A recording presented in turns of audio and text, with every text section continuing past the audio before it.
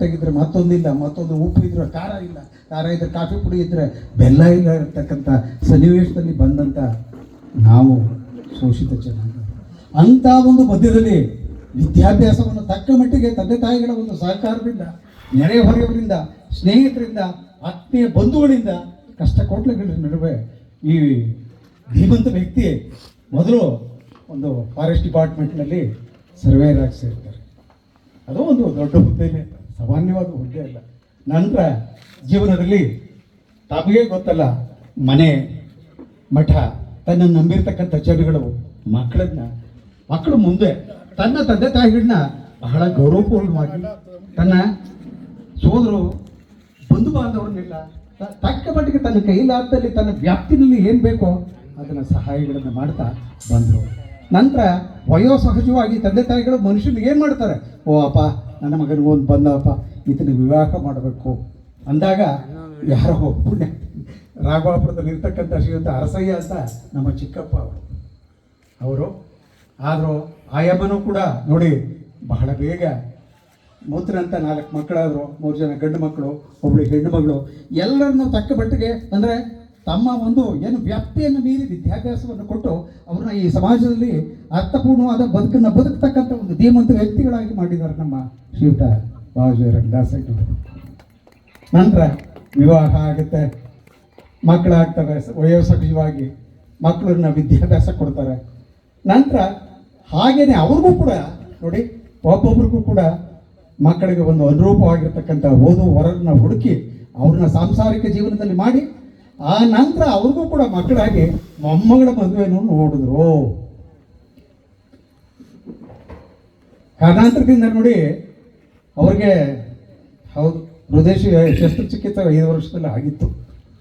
ನಂತರದಲ್ಲೂ ಕೂಡ ಒಂದು ವೈದ್ಯರ ಒಂದು ಎಚ್ಚರಿಕೆಯನ್ನು ಬಹುಶಃ ಅವ್ರು ಕೊಟ್ಟಿದ್ರು ಅನಿಸುತ್ತೆ.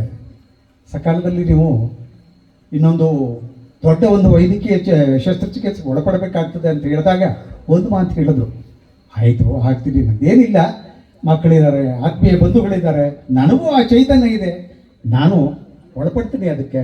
ಆದರೆ ನನ್ನ ಮೊಮ್ಮಗಳ ಮದುವೆ ಇದೆಯಲ್ಲ, ಮೊದಲು ಕಣ್ತುಂಬ ನೋಡಿಕೊಂಡು ನಂತರ ನಾನು ನಿರ್ಧಾರ ಮಾಡ್ಕೊಡ್ತೀನಿ ಅಂತಕ್ಕಂಥ ಹೇಳಿದ್ರು ಅಂತಕ್ಕಂಥದ್ದನ್ನು ಅವ್ರ ಮಕ್ಕಳಿಂದನೇ ನೋಡಿ. ಮನುಷ್ಯ 4 ದಿನ ಬದುಕ್ಬೋದು, ಬದುಕಿನಲ್ಲಿ ಅರ್ಥಪೂರ್ಣವಾಗಿ ನಾವು ಬದುಕನ್ನು ಬದುಕಬೇಕು. ಮನುಷ್ಯ ಹುಟ್ಟಿರ್ತಕ್ಕಂಥದ್ದು ಕೇವಲ ಅನ್ನ ಬಟ್ಟೆ ಮತ್ತು ಹೊಟ್ಟೆ ಬಟ್ಟೆ ಇಷ್ಟಕ್ಕೆ ಅಲ್ಲ. Man is not born for ಏನು ಜಸ್ಟ್ ಫಾರ್ ಈಟಿಂಗ್ ಅಲ್ಲ. ಮನುಷ್ಯ ಬದುಕಿರ್ತಕ್ಕಂಥದ್ದು is born for certain purpose. ಅಂದರೆ ಈ ಸಮಾಜದಲ್ಲಿ ವ್ಯಕ್ತಿ ಆದಮೇಲೆ ಸಾಮಾನ್ಯವಾದ ವ್ಯಕ್ತಿ ಏನೇನು ಇರ್ತಕ್ಕಂಥ ವಿದ್ಯಾವಂತರಾಗಲಿ ಯಾರೇ ಆಗಲಿ ಜೀವನವನ್ನು ಒಂದು ಅವನಿಂದ ಸಹಾಯ ಸಮಾಜಕ್ಕೆ ಬೇಕೇ ಆಗಿರ್ತದೆ. ಹಾಗಾಗಿ ಶ್ರೀಯುತ ಬಾವಜಿಯವರು ಸ್ವಲ್ಪ ಆ ವಿಷಯಗಳಲ್ಲಿ ಆಯಿತು, ಏನು ಮಾಡೋದಕ್ಕಾಗೋದಿಲ್ಲ. ಮನುಷ್ಯ ಒಂದಲ್ಲ ಒಂದಿನಲ್ಲಿ ಜಾತಸ್ಯ ಮರಣಂ ದ್ರೋಮ, ಹುಟ್ಟಿದವನು ಒಂದಲ್ಲ ಒಂದಿನ ಹೋಗಲೇಬೇಕು. ಆದರೆ ಬದುಕಿನ ಕೊನೆ ತನಕನೂ ಕೂಡ ನೀವು ಹೇಳಿದ್ರು, ಯಾರೋ ನನ್ನ ಆತ್ಮೀಯ ಸ್ನೇಹಿತರು ಇವಾಗ ಅವರ ಪ್ರಸ್ತಾವನೆಯಲ್ಲಿ ಅವರ ಬಗ್ಗೆ ಒಂದು ಪರಿಚಯ ಮಾಡಿಕೊಡ್ತಾ ಸವಿಸ್ತಾರವಾಗಿ ಹೇಳಿದ್ರು. ಅಂಬೇಡ್ಕರ್ ಬಗ್ಗೆ, ಬುದ್ಧ, ಬಸವಣ್ಣ ಇವ್ರ ಬಗ್ಗೆ ಎಲ್ಲ ಬಹಳ ಕಾಳಜಿ ಇತ್ತು ಅಂತ. ಹೌದು, ಖಂಡಿತ ನಿಜ.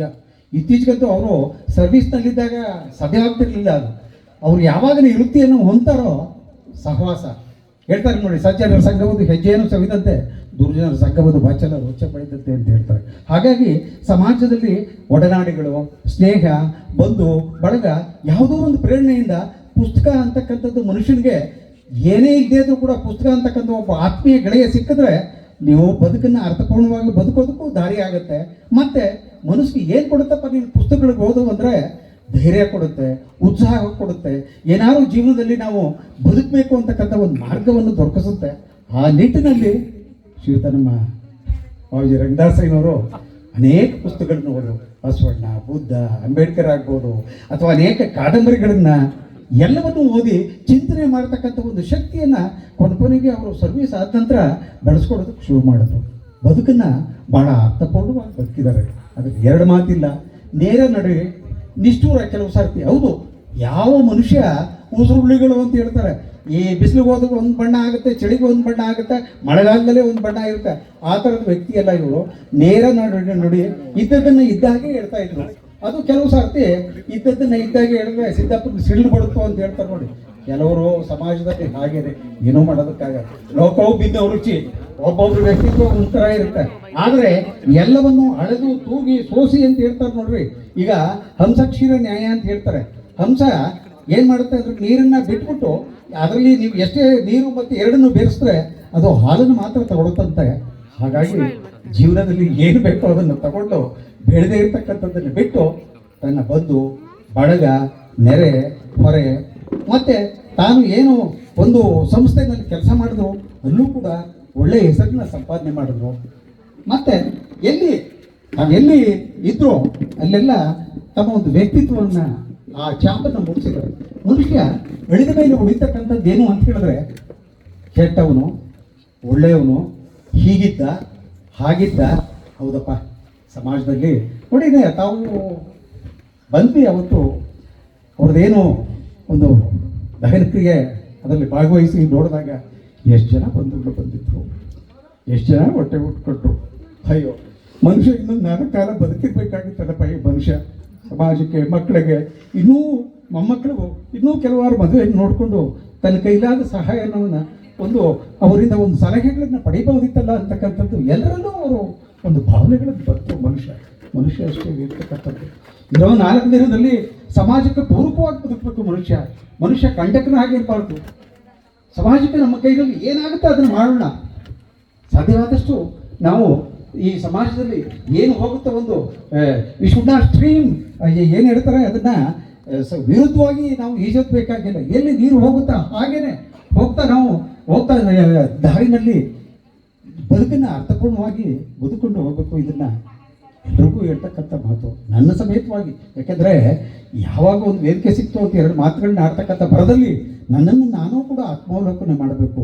ನಾವು ಅರ್ಥಪೂರ್ಣವಾಗಿ ಬದುಕ್ತಕ್ಕಂಥದ್ದನ್ನು ಜೀವನದಲ್ಲಿ ಕಲಿಬೇಕು, ಧೈರ್ಯ ಕಲಿಬೇಕು, ಉತ್ಸಾಹ, ಮತ್ತು ಏನೇ ಆದರೂ ಮನುಷ್ಯ ನೇರಿನ ನಡುಗಳನ್ನು ಕಲ್ತ್ಕೋಬೇಕು. ಸಮಾಜದಲ್ಲಿ ಇತ್ತೀಚೆಗಂತೂ ನಮ್ಮಲ್ಲಿ ಈ ದಲಿತರಲ್ಲಿ ಶೋಷಿತರು ಅಂತ ಏನು ಹೇಳ್ತೀವಿ, ನಾವು ದಲಿತರಲ್ಲ ಬಿಡಿ, ನಾವು ರಾಜ್ಯ ಆಳ್ತಕ್ಕಂಥದ್ದ ರಾಜರುಗಳೇ.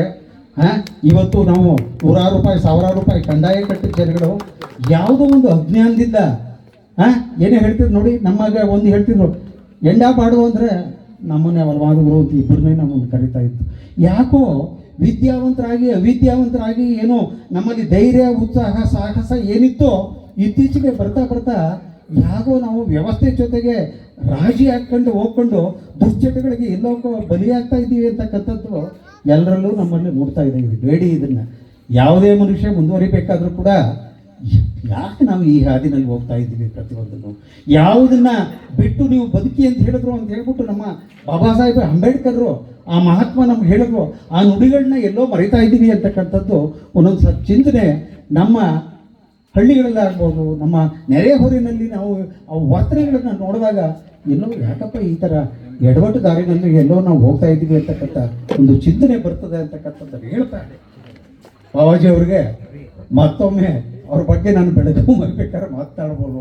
ಆದರೆ ಇಷ್ಟನ್ನೇ ಕೇಳ್ತಾ ಬಂಧುಗಳೇ, ಅರ್ಥಪೂರ್ಣವಾದ ಬದುಕಿದ್ರು ಈ ಸಮಾಜದಲ್ಲಿ ಇನ್ನೂ ಒಂದು 4 ದಿನ ನೋಡಿ ಅದನ್ನೇ ಹೇಳ್ತಕ್ಕಂಥದ್ದು. ಅಯ್ಯೋ, ಮನುಷ್ಯ ಇನ್ನೂ ಇರಬೇಕಾಗಿತ್ತಲ್ಲಪ್ಪ ಅಲ್ವಾ? ಹಾಗಾಗಿ ಅರ್ಥಪೂರ್ಣವಾದನ್ನು ಬದುಕಿದ್ದಾರೆ. ಜೀವನದಲ್ಲಿ ಏನೇನು ಮಾಡಬೇಕೋ ಅದನ್ನು ಎಲ್ಲವನ್ನೂ ಮಾಡಿ ಮಕ್ಕಳಿಗೂ ಎಲ್ಲವನ್ನೂ ಇಟ್ಟು ಮುಂದೆ ಸುಖವಾಗಿ ಬದುಕ್ರಪ್ಪ ಅಂತಕ್ಕಂಥದ್ದನ್ನು ಎಲ್ಲರಿಗೂ ಹೇಳಿದ್ದಾರೆ. ಆತ್ಮೀಯ ಬಂಧುಗಳೇ, ಅವ್ರ ಬಗ್ಗೆ ಎಷ್ಟೇ ಹೇಳಿದ್ರು ಸಾಲೋದಿಲ್ಲ. ಇಷ್ಟನ್ನು ಹೇಳ್ತಾ ಈ ಒಂದು ಸಂದರ್ಭದಲ್ಲಿ 11ನೇ ದಿನ ನಾಳೆ ಪುಣ್ಯ ಸ್ಮರಣೆ ಅವ್ರನ್ನ ಸ್ವರ್ಗಕ್ಕೆ ಕಳಿಸ್ತಕ್ಕಂಥ ಒಂದು ಶುಭ ದಿನ. ಈ ಇದರಲ್ಲಿ ನಮ್ಮಲ್ಲಿ ನಮ್ಮ ಆತ್ಮೀಯ ಬಂಧುಗಳು ಯಾರಿದ್ದಾರೆ ಇವತ್ತು ಶ್ರದ್ಧಾಂಜಲಿ ಕಾರ್ಯಕ್ರಮದ ಪ್ರಯುಕ್ತವಾಗಿ ಒಂದು ಗೀತ ನಮನವನ್ನು ಇಟ್ಕೊಂಡಿದ್ದಾರೆ. ಇನ್ನು ಬೆಳಗು ಕೇಳೋಣ. ಶುಶ್ರವಾಗಿ ಅವರು ಶ್ರೀಯುತ ರಂಗದಾಸಯ್ಯನವರು ಶ್ರದ್ಧಾಂಜಲಿಯ ಒಂದು ಈ ಸವಿ ನೆನಪಿನಲ್ಲಿ ಒಂದು ತಮ್ಮ ಒಂದು ಮಧುರವಾದ ಗಾನಕಂಠದಿಂದ ತಮ್ಮನ್ನೆಲ್ಲ ಸಂತೋಷಪಡಿಸಲಿ ಅಂತ ಕೇಳಿಕೊಂಡು ಈ 1-2 ಸಂದರ್ಭದಲ್ಲಿ ಮಾತನಾಡೋಕ್ಕೆ ಅವಕಾಶ ಕೊಟ್ಟಂತ ಮತ್ತು ನನ್ನ ಏನೋ ಅವರ ಜೊತೆ ಒಡನಾಟ ಇತ್ತು ಅದನ್ನು ಹೇಳೋದಾದ್ರೂ ಸಾಲೋದಿಲ್ಲ. ಸಾಕು, ಇಷ್ಟನ್ನು ಹೇಳ್ತಾ ಈ ಒಂದು ಸಮಯದಲ್ಲಿ ಅವಕಾಶ ಕೊಟ್ಟಂತ ತಮ್ಮೆಲ್ಲರಿಗೂ ಧನ್ಯವಾದಗಳನ್ನು ಅರ್ಪಿಸ್ತಾ, ನಾನು ಹೇಳ್ತಕ್ಕಂಥ ದಾಟಿನಲ್ಲಿ ಏನಾದರೂ ಸ್ವಲ್ಪ ವ್ಯತ್ಯಾಸಗಳಿದ್ದರೆ ದಯವಿಟ್ಟು ಕ್ಷಮಿಸಿ ಅಂತ ಕೇಳಿಕೊಂಡು ತಮ್ಮೆಲ್ಲರಿಗೂ ಅನಂತ ಧನ್ಯವಾದಗಳನ್ನು ಅರ್ಪಿಸ್ತೇನೆ.